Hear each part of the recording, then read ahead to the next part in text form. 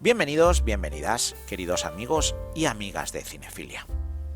Veréis, con este film, que se llamó El cerebro de $1.000.000.000, fue con el que se cerró la trilogía de Harry Palmer de los años 60. Un cierre de ciclo sobre el agente de inteligencia descreído y burócrata que le dio el contrapunto al agente 007, en el momento en el que éste más fama tenía. Y es que no estamos hablando de otra película que ni más ni menos que El cerebro de $1.000.000.000, dirigida en 1967 por Ken Russell. Veréis, el productor de cine, Harry Saltzman, que ya se había hecho con los derechos de las dos anteriores novelas de Len Deighton, compró los derechos de explotación cinematográfica de su siguiente novela, antes incluso de ser escrita, con la finalidad de aprovecharse de la exclusividad frente a la obra literaria.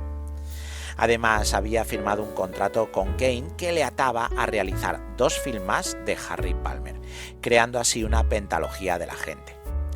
Y si todo esto fuera poco, Kane, por aquel entonces, tenía amistad con el director de telefilm, Ken Russell, un autor que tenía desde aquel entonces un aura de cineasta importante, a pesar de que solo tenía un largometraje cinematográfico y este no dio los resultados deseados. Pero pidió a Saltzman que fuera el director de esta nueva entrega, a lo que Saltzman aceptó, y empezó así la producción de este fantástico film, que tenía en un principio todas las papeletas para triunfar, aunque ya veremos que tras la fachada férrea de éxito asegurado se escondían unos pies de barro. Pero bueno, de ese aspecto vamos a entrar después, ya que ahora, para poder continuar con la reseña, ¿qué os parece que os cuente un poco de qué va el film? ¿Cuál es la trama en la que se mete nuestro querido agente del MI6? Pues veréis, Harry Palmer ha dejado el servicio de inteligencia y malvive como detective privado. Un día su antiguo jefe, el coronel Ross, le pide que vuelva al MI6, prometiéndole el adelanto que le denegaron.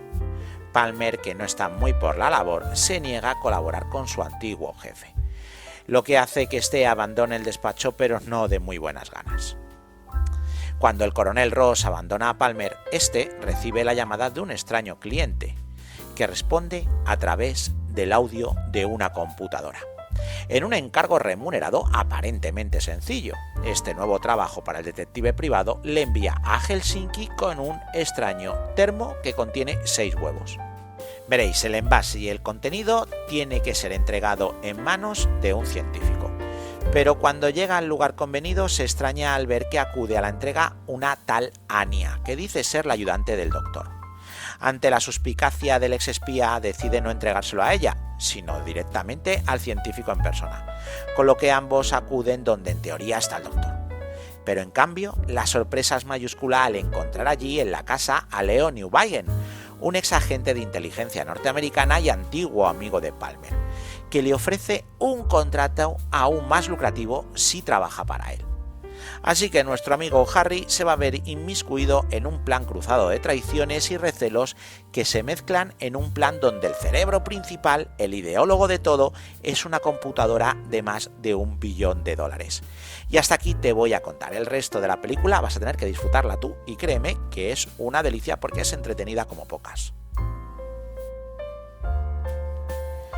Y bueno, con la trama planteada vamos a contaros más de esta divertidísima película, pero que es 1000 veces inferior a las 2 entregas anteriores. Esto se debe a varios factores que trabajaron en su contra. El primero es que el escritor Len Deighton se estaba acercando cada vez más al personaje del que en un principio quería huir, y en vez de resultar el contrapunto a James Bond, esta historia perfectamente podría ser interpretada por el agente 007. El film está lleno de clichés. El villano es un millonario loco que con su supercomputadora y una base secreta crea las desventuras a nuestro agente. O lo que es lo mismo, en este film abandona el naturalismo de las tramas anteriores para entrar de puntillas a lo fantástico de las obras de Ian Fleming. Este añadido por parte del autor no le sienta nada bien a nuestro díscolo agente de gafas de pasta negra, y hace que sea una más de las 1000 adaptaciones que por aquel entonces se hacían del éxito de Bond. Pero tampoco todos los problemas del film vienen de la mano de su base literaria, sino también de otro factor que jugó en su contra, y este fue el propio director. Veréis que Ken Russell era un director de telefilm con cierto prestigio en la industria y buscaba financiación para hacer su película, una obra sobre el que es quizá el mejor bailarín clásico de todos los tiempos, el gran Nijinsky.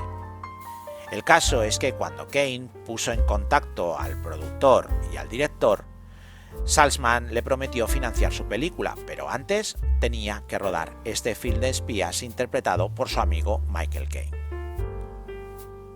El caso es que Caine propuso al director por su visión artística del cine, más dramática y centrada en los sentimientos, que podría elevar la profundidad del agente Palmer, creando así un nuevo hilo conductor del personaje para ser interpretado en las sucesivas ocasiones que lo hiciera Michael Caine. Hay que recordar que este estaba atado por contrato para encarnar al personaje en 2 filmes más. Pero lejos de eso, se encontró con un director con desgana por el proyecto, en el que a veces se quita de en medio los planos y otras, cuando quiere imprimir su sello personal, sobre todo los momentos románticos de la película, le quedan tan edulcorados como un anuncio de desodorante. Y es que se nota que Russell no era el director propicio. De hecho, es que al final fue el propio Caine el que asumió su mea culpa, al haber sido el que propuso al director para esta película. Pero a ver, no quiero asustaros y que penséis que este film es un desastre total, ni mucho menos. Veréis, al final esta película pierde la fortaleza de sus 2 predecesoras, Ipcris y Funeral en Berlín. Pero es que claro, estas 2 películas son para mí 2 obras maestras del cine de espías. Y es que un film que no esté a su altura no significa que sea malo.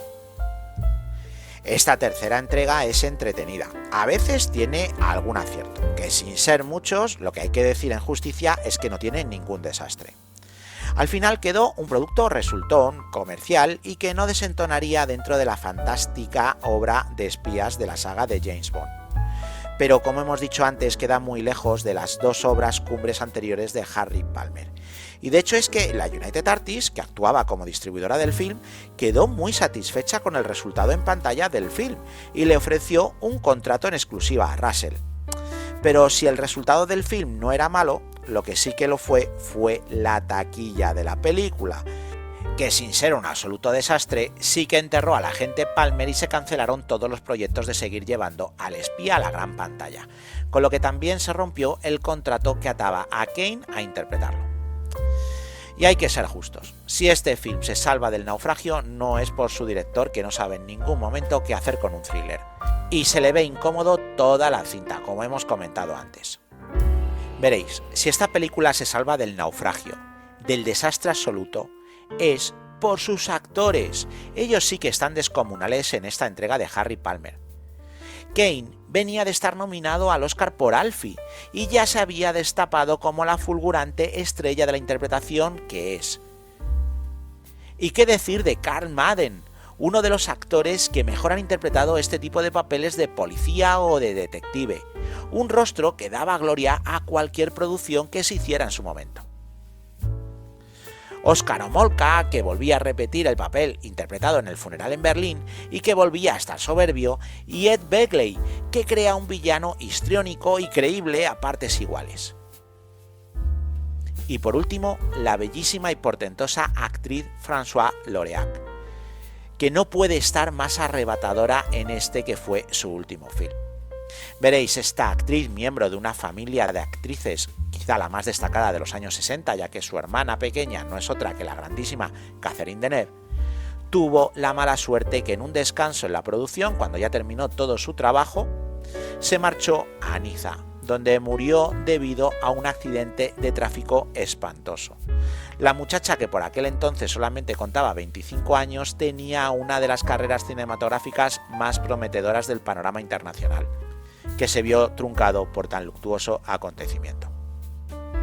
El caso es que este es el último film de la actriz donde podremos disfrutar de su verdad ante la cámara en un papel que le venía que ni pintado de femme fatal. Y bueno, con este último y triste dato voy a ir dando por terminada esta reseña, y aunque no es la mejor ni de su personaje el agente Palmer ni de su intérprete Michael Caine, sí que aún conserva la gloria de aquellas antiguas películas de espía de los años 60, con lo que verla es toda una delicia hoy en día. Un film entretenido como pocos, que su desastre en la dirección supuso el primer cierre de Kane interpretando al agente Palmer. Y hay que decir que lo rescataría casi 30 años después en 2 telefilms de los 90, El Expreso de Pekín y Medianoche en San Petersburgo. Pero bueno, de esta segunda etapa del agente del MI6 la dejaremos para futuros ciclos. Y ahora, antes de despedirme, quiero preguntarte si te ha gustado la reseña de este film del ciclo de Harry Palmer. Si es así, por favor, que no se te olvide darme un like, que me encanta ver esos pulgares hacia arriba. Y segundo, ¿aún no estás suscrito? Pues no esperes más, dale al botón y a la campanita y así vas a poder disfrutar de películas tan míticas como esta de la saga de Harry Palmer, que si no la conocías seguro que te va a encantar. Y por último, ¿crees que este vídeo le puede interesar a alguien? Pues por favor, compártelo en tus redes sociales. Y nada más, voy a despedirme de todos vosotros con 2 deseos. El primero es que seáis inmensamente felices o que luchéis por ello. ¡Qué mejor lucha que esa! Y segundo, y no menos importante, que vivas el cine.